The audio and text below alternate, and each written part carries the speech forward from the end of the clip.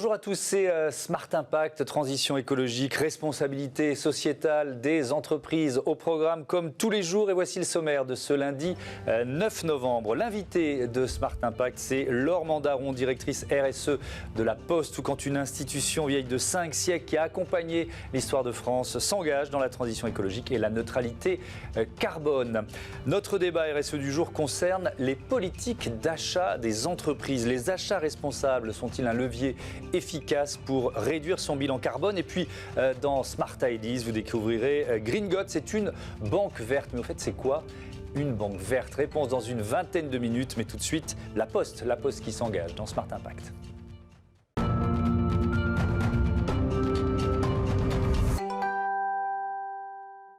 Bonjour Laure Mandaron, bienvenue.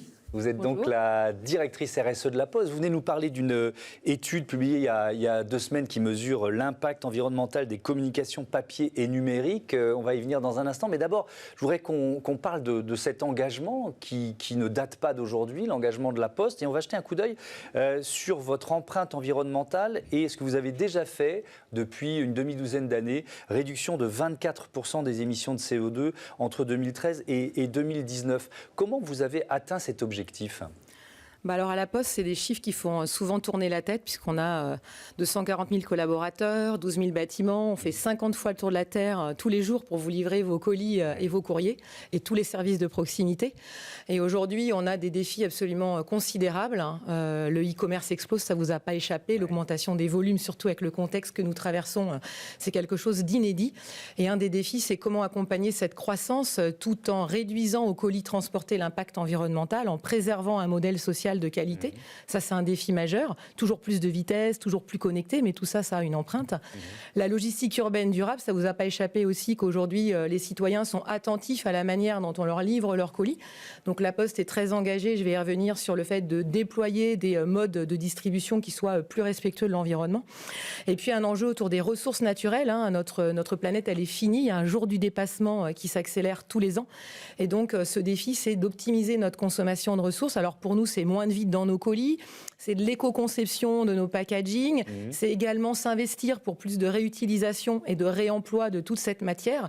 Et puis ça ne vous a pas échappé, le numérique est partout. Alors est-il vraiment source d'immatérialité? Je ne pense pas et je vais y revenir. Alors ça, on va y revenir. Mais c'est un sujet majeur. C'est ce que cette étude réalisée par Cantis vous a permis d'évaluer, de quantifier. Mais je reviens sur ce chiffre-là, parce que vous n'avez pas tout à fait répondu, 24% de réduction. Ça passe par quoi? Par exemple, la flotte des véhicules de la Poste, je ne sais pas combien vous en avez, vous êtes passé à l'électrique, c'est l'un des leviers que vous avez actionné? Alors ça fait 20 ans qu'on agit, c'est pas qu'on s'engage, c'est qu'on agit. On a un levier fondamental qui est la technologie, donc on investit depuis maintenant un peu plus de 12 ans dans une flotte de véhicules électriques. On a l'une des plus grosses flottes mondiales avec 39 000 véhicules électriques. On a également un enjeu majeur qui est comportemental. On a un peu plus de 80 000 conducteurs. Donc, depuis vous les 2007, avez formés? Tous, oui, depuis 2007. Et puis l'enjeu, c'est les piqûres de rappel parce que le comportemental, ça constitue un levier de fierté et d'efficacité extrêmement important à la Poste. C'est en général 15% d'économie de carburant.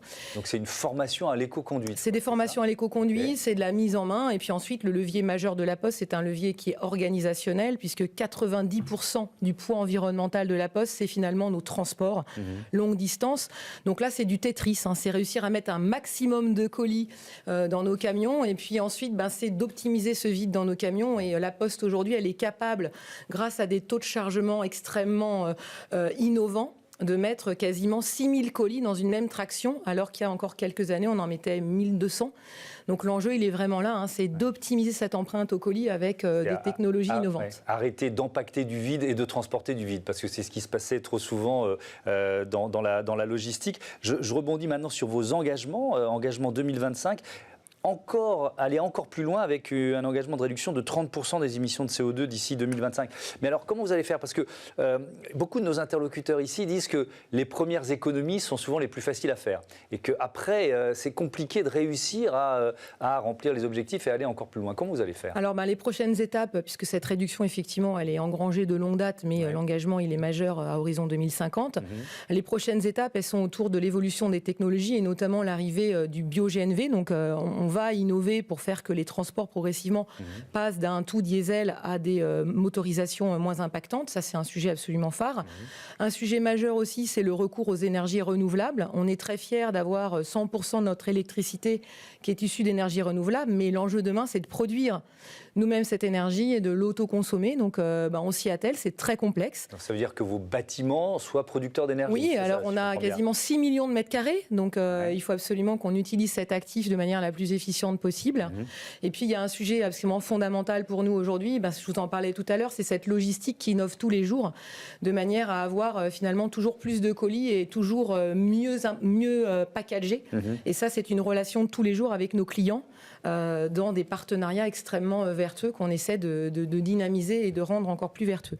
Alors il y a un chiffre qu'on a déjà donné ici, la source c'est le baromètre Greenflex ADEME 2019, 63% des Français font plus confiance à une entreprise qui propose des produits durables à ses clients. Et j'imagine que c'est avec ce chiffre en tête que vous avez demandé au cabinet indépendant Quantis de réaliser donc cette analyse du cycle de vie des supports traditionnels de la relation client. Ils ont comparé la version papier avec un équivalent numérique. La première question, c'est avec quels critères? Parce que c'est important de savoir qu'est-ce que vous avez défini comme critères. Alors effectivement, la RSE, c'est un domaine extrêmement complexe. Et qui dit complexe veut dire qu'il faut acquérir de la connaissance. Aujourd'hui, La Poste, c'est un acteur majeur du marketing et de la communication relationnelle. Ouais. Et donc, ce qu'on a établi, c'est une étude qui a duré plus de 18 mois, donc un travail de longue haleine, d'une grande complexité. Ça a été de définir 5 scénarios qui, à La Poste, représentent en fait les usages les plus courants de la relation client quand on regarde finalement le marché et l'utilisation qu'en font nos clients et les annonceurs. Et donc, on a regardé des catalogues, on a regardé des flyers, on a regardé des mailings, des factures, et on les a comparés à la fois par rapport à des usages et par rapport à des hypothèses. Donc ça nécessite de faire appel à des méthodes extrêmement robustes, avec des normes internationales ISO. Ce qui est particulièrement intéressant, vous l'évoquez, c'est que c'est multicritères. On parle tous de climat, de gaz à effet de serre, c'est fondamental. Il n'y a pas que le CO2. Il n'y a pas que le CO2. L'enjeu, c'est d'éviter les transferts d'impact. Si vous faites moins de CO2, mais que vous accroissez votre problématique de pollution atmosphérique ou de toxicité humaine ou d'utilisation excessive de l'eau, on peut dire que le bilan global n'est pas très vertueux. Donc on a étudié finalement les 16 impacts environnementaux qui, à l'échelle mondiale, constituent le profil environnemental type d'un produit ou d'un service durable. Et donc, pendant ces 18 mois, on a recueilli des données. On les a modélisées. L'enjeu était sur le cycle de vie. Alors depuis l'extraction du papier, l'extraction du bois pour produire du papier, l'imprimer, produire des campagnes de communication papier, les transporter par la poste, les utiliser quand vous les recevez dans votre boîte aux lettres, et puis gérer leur fin de vie. Et l'équivalent en digital, depuis l'extraction des matières premières jusqu'à la conception de tous ces terminaux et la production de ces publicités digitales. Ouais, alors il y a pas mal de surprises, effectivement. Je vais prendre l'un des scénarios, un prospectus que vous comparez, donc c'est un prospectus pour une chaîne de restauration, un prospectus que vous comparez à une courte vidéo publicitaire envoyée sur les réseaux sociaux. Et le papier est beaucoup plus favorable que le numérique dans cet exemple. Pourquoi ? Alors ce qui nous a surpris, c'est particulièrement intéressant, c'est que finalement ça bouscule les idées reçues. C'est que dans 4 sur 5 des scénarios qui ont été étudiés, la solution papier, elle a un impact environnemental qui est comparable à la solution numérique, voire même dans certains cas, et c'est l'un des cas que vous citez, elle est plus favorable sur certains de ces domaines environnementaux. Alors je dis bien. Mais là, c'est parce que vous comparez un prospectus à une vidéo. Si c'était simplement un emailing, vous voyez ce que je veux dire? Si on avait comparé le prospectus à un mail, peut-être que le bilan serait plus favorable au numérique. Alors c'est toujours la problématique des analyses de cette nature-là. On peut toujours remettre en cause ce qu'on appelle l'unité fonctionnelle. En fait, quel est le service rendu? Il s'avère que ce qui a été étudié, ce qui a été reconnu par des parties prenantes indépendantes et tout à fait légitimes dans le domaine, c'est que les scénarios posés sont représentatifs de la manière dont s'opèrent aujourd'hui les flux de communication. Parce que vous me voyez venir, en lisant l'étude, je me suis dit, ok, la Poste veut démontrer que le papier a encore un avenir. La Poste, il s'avère qu'on est peut-être moins connu sur le domaine des solutions numériques, mais on est sur les deux médias. D'accord, ok. Donc on vend du papier, on vend du numérique et on espère vendre le meilleur des deux en fonction d'un usage donné. Ouais. Donc voilà. Votre objectif, c'est de donner à vos clients, notamment professionnels, le choix, et le choix en connaissance de cause, pour répondre à ce que je disais tout à l'heure, à ces 63% de Français qui sont demandeurs, quoi. En fait, ce qui est fondamental, vous le soulignez très bien, c'est déjà acquérir de la connaissance pour être capable de progresser. Ça a l'air d'être évident, mais on est capable de s'améliorer uniquement sur ce qu'on mesure. Or, aujourd'hui, force est de constater que dans le domaine du numérique, il y a très peu de données. Et quand elles existent, elles sont peu comparables. Donc il a fallu pendant 18 mois aller chercher et modéliser de la donnée. Et donc ce qui est intéressant pour nous, c'est déjà nous, la Poste, d'améliorer nos propres offres. Il faut savoir qu'on est quand même un acteur majeur, donc il faut qu'on forme les marketeurs, il faut qu'on forme nos acteurs de l'IT, les équipes de la business digitale à la Poste. Donc ça, c'est notre propre périmètre. Mais ce qui est intéressant, et c'est le propre de votre émission, c'est comment on est une entreprise à impact positif. Comment on est une entreprise transformante au-delà de notre exemplarité. Et ça nécessite d'acquérir ces données objectivées et de les partager avec nos clients professionnels de manière à ce que la Poste puisse apporter du conseil tout à fait percutant et robuste, de manière à accompagner nos clients dans ce qu'on appelle l'éco-conception, que ce soit dans leur campagne de communication papier ou numérique. Et ce qui est intéressant, c'est qu'on est capable de voir qu'est-ce qui est impactant. Est-ce que c'est finalement l'éco-conception des devices en amont? Est-ce que c'est l'enjeu du taux de lecture et donc du ciblage et de l'adressage? Est-ce que c'est le nombre de serveurs? Est-ce que c'est le taux de réplication? Est-ce que c'est le positionnement de l'usine de pâte à papier? Et tout ça, l'étude, de manière factuelle, elle illustre par des données tangibles la réalité de l'impact environnemental. Et donc j'engage nos téléspectateurs, les patrons, les directeurs RSE qui nous regardent à aller sur le site de la Poste pour trouver les résultats de cette étude qui est passionnante. Merci beaucoup Laure Mandaron pour toutes ces explications. À bientôt sur Bismart. Tout de suite, notre débat sur les achats responsables.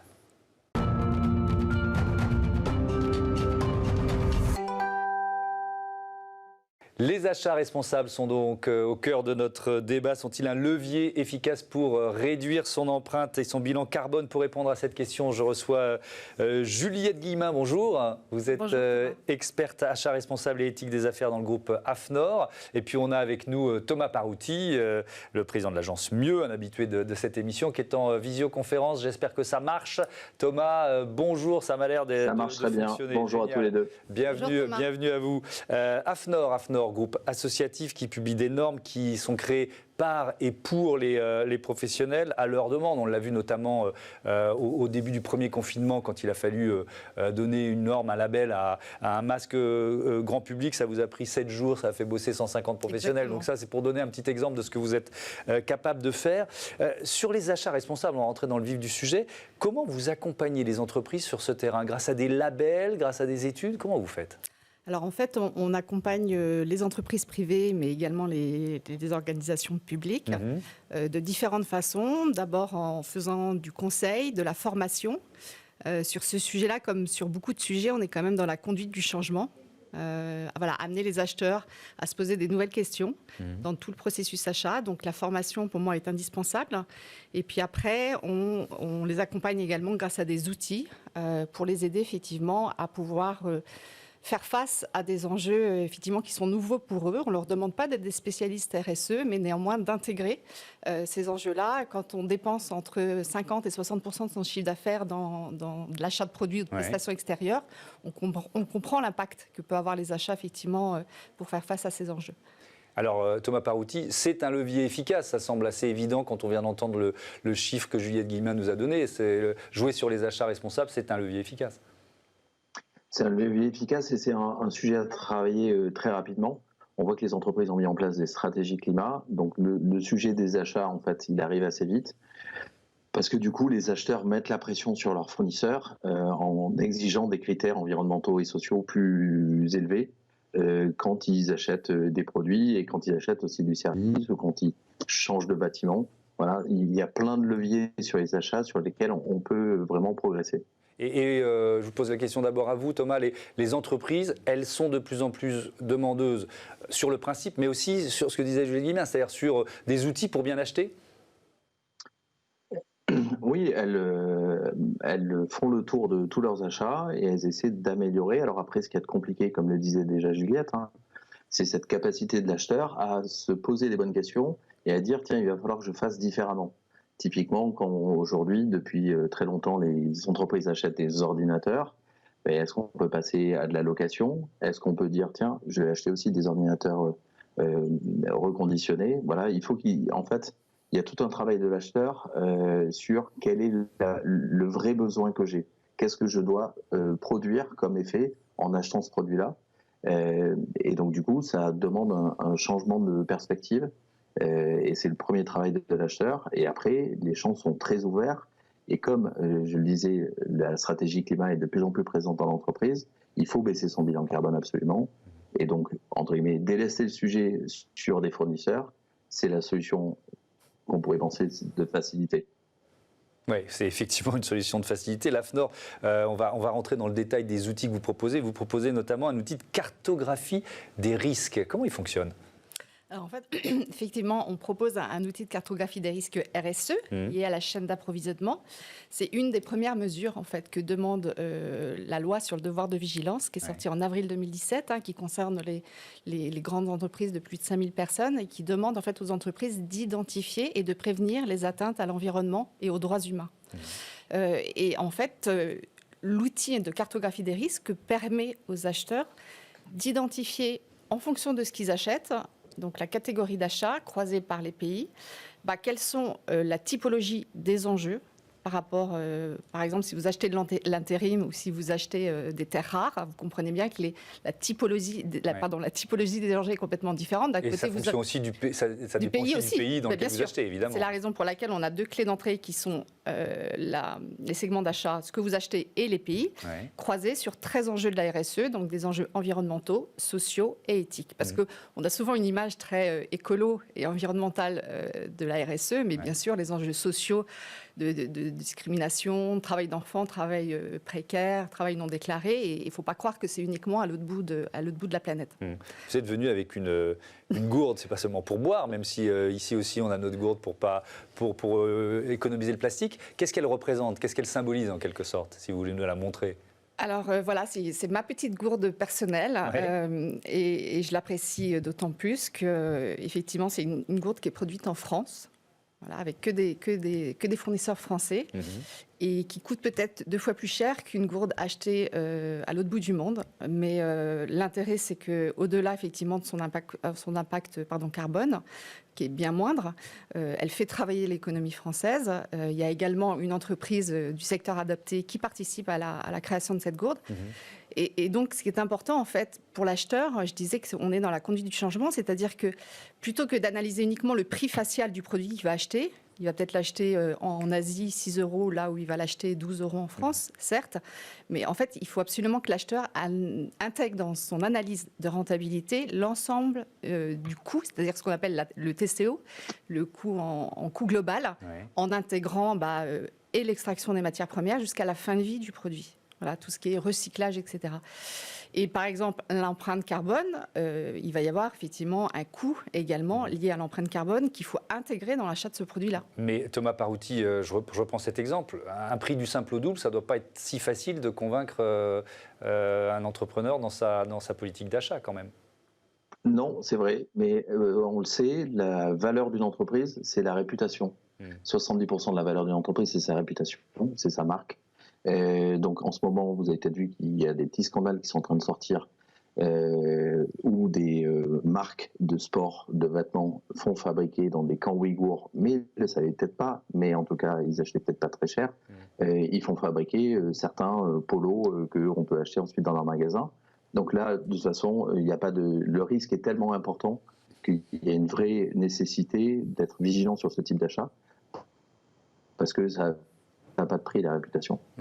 Donc la réputation en priorité, j'entends bien cet argument. Juliette Guillemin, est-ce que ça concerne seulement les grandes entreprises ? Alors, c'est une très bonne question. Effectivement, aujourd'hui, la loi sur le devoir de vigilance, elle s'adresse aux entreprises de plus de 5000 personnes, 10 000 personnes en France et à l'étranger. Je dirais 2 choses. D'abord, il y a un réel effet cascade. Heureusement, c'est-à-dire qu'effectivement les grands donneurs d'ordre demandent à leurs fournisseurs de mettre également en place des mesures pour identifier et mitiguer les risques RSE. Et d'autre part, ce qui est important à souligner, parce qu'en fait, ce qu'adresse la loi sur le devoir de vigilance, qui est née suite au drame du Rana Plaza en avril 2013, c'est qu'il y a toute la problématique de la responsabilité en cascade. Et à l'époque, les marques étaient incriminées, disaient, mais nous, on ne savait pas qu'on faisait travailler effectivement ces ateliers de confection au Bangladesh. Et du coup, cette responsabilité en cascade, elle est très difficile à gérer pour un donneur d'ordre. Quand vous avez une chaîne d'approvisionnement avec 5, 6 rangs dans la chaîne d'approvisionnement, c'est extrêmement compliqué d'abord d'identifier quel est effectivement le fournisseur au démarrage. Donc en fait, c'est la raison pour laquelle que finalement toutes les entreprises se sentent concernées en fait. Mais vous-même à l'AFNOR, par exemple, j'ai retrouvé ce chiffre sur votre site, plus de 40% des entreprises certifiées ISO 9001, c'est le management de la qualité, sont des TPE, PME. Donc on ne le soupçonne pas forcément, mais c'est aussi votre clientèle. Il nous reste 2 minutes. Thomas Parouti, je voudrais qu'on aborde un dernier thème qui me semble important, essentiel même. Est-ce que l'État donne l'exemple? Est-ce que l'État a une politique d'achat responsable? Pas vraiment, et pas assez en tout cas. Alors qu'en fait, la commande publique, comme on dit, serait un vrai levier pour transformer l'économie française. Mais aujourd'hui, très souvent, les critères RSE ne sont pas assez présents dans les appels d'offres, privés ou publics. C'est en train de changer. Mais typiquement, l'ADEME, qui est l'agence de l'énergie, a incité l'État et les entreprises privées à faire attention à la conception des sites Internet. On sait qu'un site Internet, ça peut consommer beaucoup d'énergie, et pourtant l'État continue de travailler avec des SS2I qui sont pas assez vigilantes sur ces sujets-là. Heureusement, les SS2I prennent conscience de ça et commencent à apporter un service qui soit un peu moins carboné, un peu moins énergivore. Mais effectivement, l'État doit faire attention. Alors après, il y a les grandes entreprises publiques, et il y avait l'or de La Poste juste avant. Oui. Il y a des grandes entreprises publiques qui font très attention, et je pense notamment à La Poste, qui depuis toujours fait très attention à ses achats. Par exemple, il faut savoir que 100% des espaces verts de La Poste, et vous savez qu'ils sont dans beaucoup, sont entretenus par des entreprises adaptées.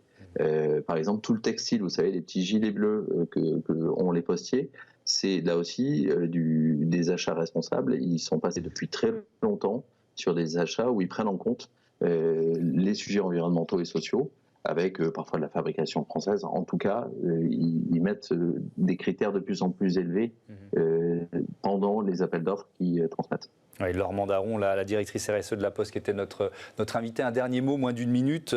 Est-ce qu'il faut conditionner en quelque sorte les aides publiques à justement des critères de respect de l'environnement, d'après vous? Oui, ça peut être effectivement une solution. Et d'ailleurs, nous, à l'AFNOR, on a été audités justement par rapport aux aides publiques pour s'assurer que les entreprises avaient des systèmes de management 9001, 50001 sur l'énergie, 14001 sur l'environnement. Donc, effectivement, ça peut être un levier important. La dernière chose que je voudrais rajouter, c'est effectivement le devoir de vigilance, c'est important de le dire, est en train d'être transposé au niveau européen.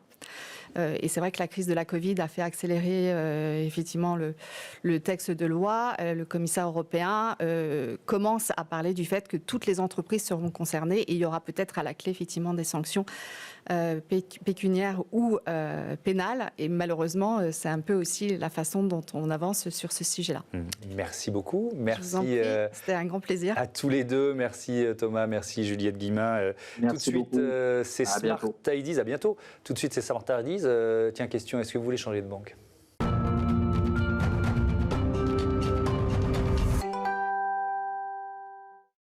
La bonne idée du jour, c'est celle de Maude Caillot. Bonjour. Bonjour. Vous êtes la cofondatrice de Green God. C'est une banque verte. Je me suis dit, ok, une banque verte, super, mais ça veut dire quoi ?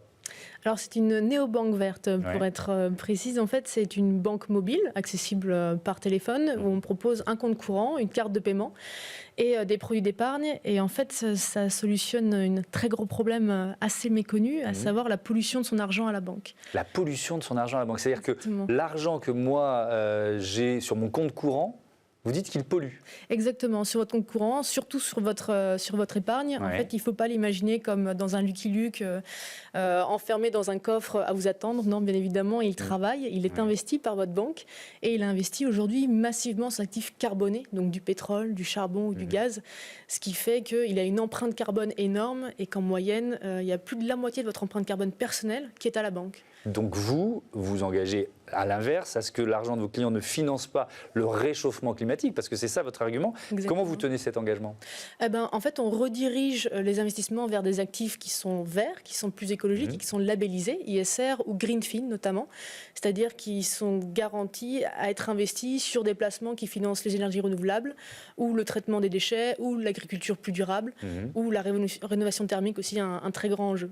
Donc ce sont des entrepreneurs qui s'engagent pour la transition écologique, qui vont bénéficier de ces investissements. Vous avez quelques exemples? Alors, on n'a pas d'exemple précis. Pas forcément en fait, une entreprise ou une marque, c'est ça? Voilà, c'est des entreprises, les entreprises qui vont du coup répondre à ces caractéristiques des labels ISR ou Greenfin, qui vont recevoir les investissements de notre part. Et en fait, vous souscrivez à un compte courant, avec votre carte Green-Got, vous souscrivez aussi à de l'épargne, et sans que ça change rien finalement pour vous. Votre argent, c'est comme si vous étiez à la Société Générale ou au Crédit Agricole. Votre argent, il est sécurisé, il est accessible. Mais pendant ce temps, votre argent, en fait, il finance un monde un peu plus vert. Ouais. Cette néobanque, vous l'avez créée il y a combien de temps? On l'a créée début de cette année, en 2020. Voilà. Alors comment ça démarre dans un contexte qui est le contexte économique et sanitaire qu'on connaît? Oh là là, une belle aventure. Ouais. Oui, c'est évidemment très difficile. Premièrement, je pense, en dehors du contexte, c'est une industrie qui n'a pas trop l'habitude d'être chamboulée sur cette thématique-là. Alors les néobanques N26 Revolut sont arrivées il y a déjà quelques années. Elles ont instauré une nouvelle expérience client, mais sur l'aspect écologique, c'est une problématique qui est très peu connue. Ça, la pollution de notre argent à la banque. Et c'est quelque chose qui, de plus en plus, commence à éveiller les consciences. Et c'est quelque chose d'assez énorme, puisque d'un côté, on a toute une génération qui, tous les jours, fait des efforts pour réduire son impact carbone, qui va changer ses modes de consommation, changer son régime alimentaire et tout ça. Et de l'autre côté, là, son argent, c'est pourquoi elle travaille toute sa vie, qui finance exactement tout le contraire. Donc c'est cette schizophrénie du marché qui est plus possible. Mais alors moi, c'est vraiment l'un des chiffres qui m'a le plus marqué depuis que je présente cette émission dans Smart Impact, c'est ce que représente la finance responsable. C'est vraiment un tout petit chiffre, c'est 0,29% de l'épargne financière des ménages. C'est extrêmement peu. C'est extrêmement peu. Mais c'est en forte progression, donc c'est ce qui vous rend confiante pour l'avenir? Oui, très confiante. Déjà, aujourd'hui, un peu le seul placement vert qui est accessible par tout le monde, c'est le LDDS, c'est ce livret d'épargne. Mais même ce livret d'épargne, même notre ministre de l'économie avoue qu'il ne sait pas trop où il va, et c'est surtout un livret A répliqué. Donc en fait, il n'y a pas vraiment c'est pas vraiment accessible aujourd'hui l'épargne verte. Et c'est toute l'idée de Green-Got, c'est de rendre tout ça très accessible. L'épargne verte, tout comme en fait un compte durable. C'est aussi simple que ça, c'est en quelques clics sur votre téléphone. C'est vraiment reprendre le meilleur des deux mondes. Une N26 aussi accessible, aussi agréable à utiliser, mais avec derrière une finance qui soit réellement verte. Merci Maud Caillot. Bon vent à Green-Got, cette néo-banque verte. Voilà, c'est la fin de cette émission. Ça passe décidément trop vite, mais je vous donne rendez-vous demain, 9h, midi et 20h30 sur Bismart, la chaîne des audacieux et des audacieuses.